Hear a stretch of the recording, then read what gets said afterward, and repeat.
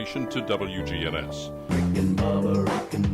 Hey there, Rutherford County. It's Rick and Bubba, and we are pumped to be on WGNS. Be sure to join us weekdays noon till 2 right here.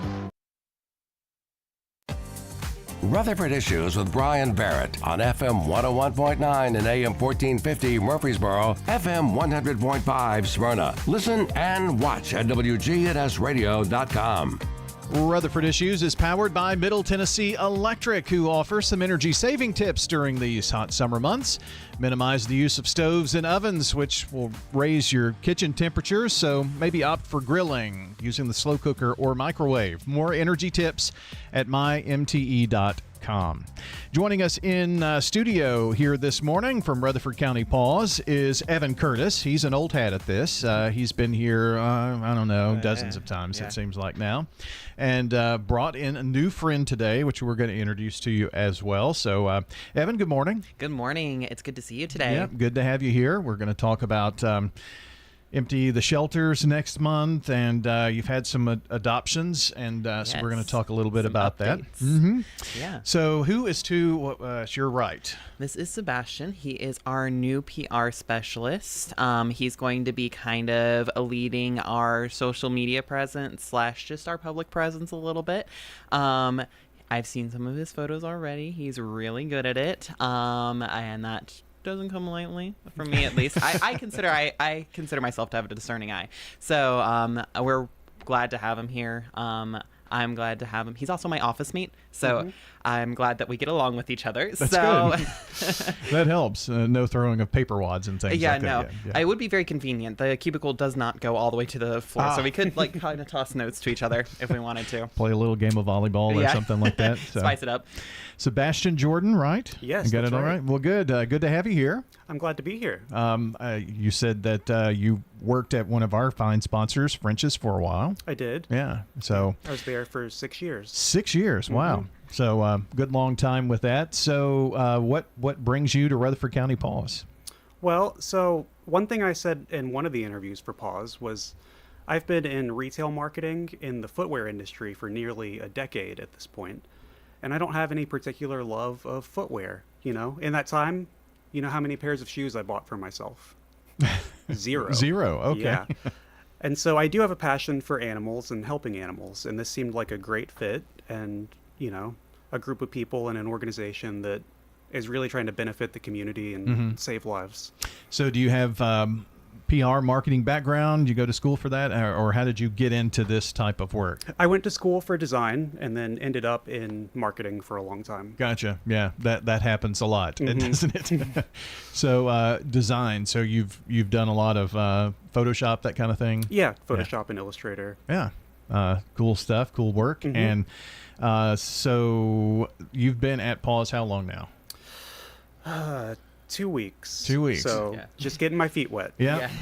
Still haven't found your way around every part of the building, I'm sure. Not quite. Yeah. It gets pretty deep in there. I'm sure it can. So you mentioned you have a love of animals. Do you have animals of your own? I do. I've got 2 cats. 2 cats. And I wish I could adopt more. I told myself when I started I would not push these animals on friends and family, but you see some of them and they need a home. Yeah. Sometimes you just matchmake as well. Yeah. You're just like, hey. I have something for you, friend, right? So, well, that's awesome. And you are, what do you hope to do in this position to help Rutherford County PAWS? I mean, I know you can push maybe a few adoptions onto your friends, but outside of that, what are your thoughts? Right. So PAWS depends on the community. So it's a lot about community engagement and open interaction with them and really trying to ask for their help. Because everyone there, I think, would love to adopt more animals personally too, but everyone hits their own space or budget considerations. And we really depend on the community to come together and help all of these animals. So just open communication on that front. Well, and there are so many events during the year. It seems like every time Evan or someone from PAWS is on, we're talking about a free adoption event at some point. So, I mean, it happens so frequently that at least that part of any burden would be taken off. So, that, I mean, that lifts one of the criteria out of the way maybe for bringing a new pet into your household. It does. at least the upfront costs. Yeah. We want people to be able to use that money that they might have used to buy an animal to instead like get some vet care, get some established a supply of food, or some other things that they might need for the house to have it be a comfortable place for both them and their new animal. Do you go through with those who are looking to adopt, especially if maybe they're first timers, to say, here's some things you really need to consider before adopting, you know, because vet bills are not cheap. Yes, we do advise people, especially if it's an animal which we're concerned that might incur a little bit more vet charges. If there's some things that we're like concerned about, but it's not like if it's a specific animal that we know has a direct concern, we'll actually check in with them in like 1 to 3 days to make sure that they've gotten the established vet care, and we do let them know that that's going to happen. But we do definitely try to advise people and kind of like give them their best preparing for having an animal. And in fact, in every one of our little adoption booklets, there's a I think it's like 25 pages of like, here is dog ownership, or here is cat ownership. It's got like body language. It's got how to introduce them to kids and other pets, as well as other things that you kind of need to watch out for, like what are some warning signs for like your cat or your dog's not feeling very well, things like that. And then we are also always there if they want to call us. And we're not, of course, all vets, so we can't give any medical advice, but we can kind of say like, oh, if your animal's doing this, it might be these things. You might want to look into either like training or changing. For cats, usually it's honestly a lot of... to put it in the industry way, voiding out of the box is that they're stressed, or there's something going on with their food, or they might just need to see the vet because UTIs are actually very common in cats. So that's the thing that we try to do, is education as well as adoption, because we want them to have their forever homes, and we want to make that as easy as possible for the adopter as well as for the animal. So got someone that I know that apparently they tried a new kitty litter, and it was pellets instead of the and the texture can mess them up too. And that did not go well. So sometimes with those you actually have to do what you do with food too, is just kind of do a portion at a time, kind of ease it in. Usually over the course of like 10 to 2 weeks, like not 10 days to 2 weeks, is usually what's recommended.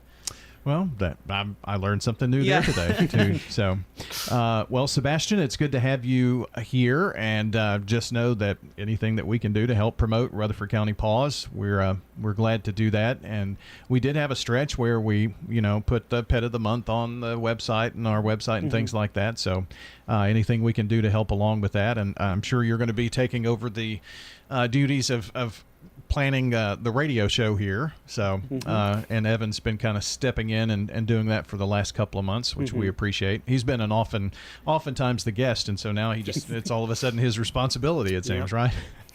So I thankfully don't have stage fright, so it helps a lot, I think. But we are definitely grateful to be here. Yeah, well, glad to have you. We've got from Rutherford County PAWS today, Sebastian Jordan and also Evan Curtis. And let's see, let's talk about Empty the Shelters, because you've got an event coming up next month in July, right? Yes. I am blanking on the exact date and when it starts, but July 6th through 31st. That's why you need a PR guy, right? I'm just like, if you could ask me like how many volunteers came in the last week, I could probably say that. But we're going to be, it's going to be sponsored by the Bissell Pet Foundation, and there's going to be a whole bunch of signage. They're going to be sponsoring our adoptions as well as our microchips, and that definitely helps because microchipping can be very helpful. We've reunited countless animals by them just being chipped, and it can honestly help prevent them even getting into our facility, because every vet has a microchip scanner as well and can look up the information. So if you happen to find an animal, you can always pop by your nearest clinic. They can give the animal a quick scan, see if there's any owner linked on it.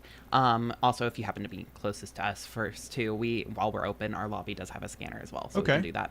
But that can help them even prevent getting impounded at our shelter, and that can be less stress for them, less stress for us.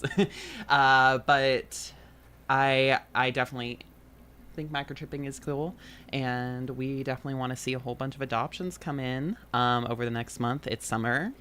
Maybe have a new summer friend to help you get out there. Not too much because it is getting very hot, but is keeping you active, getting those summer vibes. So, Sebastian, those dates are what now? July 6th through 31st. Oh, okay. So pretty much after the 4th of July through the rest of the month. Yeah.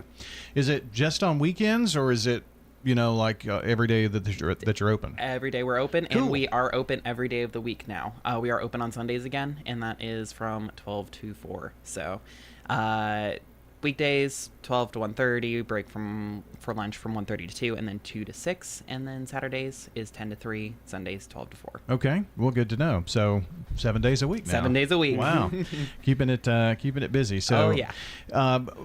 Kind of give us an idea what we should be mentally prepared for when we come in for an adoption. Just kind of the process, how long, if you have animals, what you should do, things of that nature. Yeah. So our process is pretty straightforward.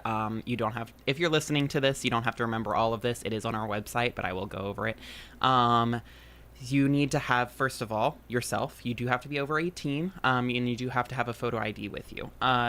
Second of all, if you've got any animals at home, dogs or cats, they do need to have their proof of vaccination. If you don't happen to have the certificate with you and your vet is open, we can give them a call. But if your vet is not open, unfortunately, there's not really anything we can do with that. And additionally, if you are looking at a dog and you have a dog at home, we do have dog-on-dog meet and greets that are required. As well as if you've got any children at home, we do require meet and greets for any animal, especially since we work with strays a lot. We don't know what their history is. Sure. We want to make sure everything's safe. And then if you happen to rent or live in a property that you don't own, we do have to get the landowner's permission to have the animal on the property. If you're renting, it's usually in your lease, or if it happens to be up to date on your apartment's website, that works A-OK as well. We can always call to confirm, or if you are one of the paranoid people, you just want to have something that you know for sure will work, get a note on your complex's letterhead that's signed for the date that you're coming in, and that works great too. Okay. Saying that you're allowed to have a certain type of animal. Good. Very good information there. So our time has flown by. I've got like a Yes. minute. So let's talk about Toby and Griffin. Yes, Toby got adopted last week. He was our longest resident. He did get adopted once, but then got returned because he does not get along with cats. But he came in originally last August, so he just barely missed being here for a year. Wow. And Griffin honestly didn't come in that much longer after him. He is now our current longest resident, and he had something very similar happen where he got adopted and then returned. So his intake date will not be that original date, but we do keep that in mind when we choose our longest resident. But he's a black lab. He's very energetic, still very young. If you do happen to come and see him, do not get offended if he barks at you through the gate. He gets a little frustrated if you're not taking him out for a walk. But I love to have you come and see him, see if he's a good fit for your family, and take him home. Rutherford County PAWS is on John R. Rice Boulevard. If you know where the farmer's market is on John R. Rice, it's right next door. Can't miss it. And the address 285, so you can put that in your GPS. Sebastian, good to see you. Thanks for Good to coming. meet you, yeah. And good to meet you. And Evan, we'll see you soon. Yeah, see you soon. Our friends from Rutherford County PAWS here on News Radio, WGNS, and Rutherford Issues today. Greetings, friends. This is Lenny Farmer with the Jennings and Ayers Funeral Home in Murfreesboro.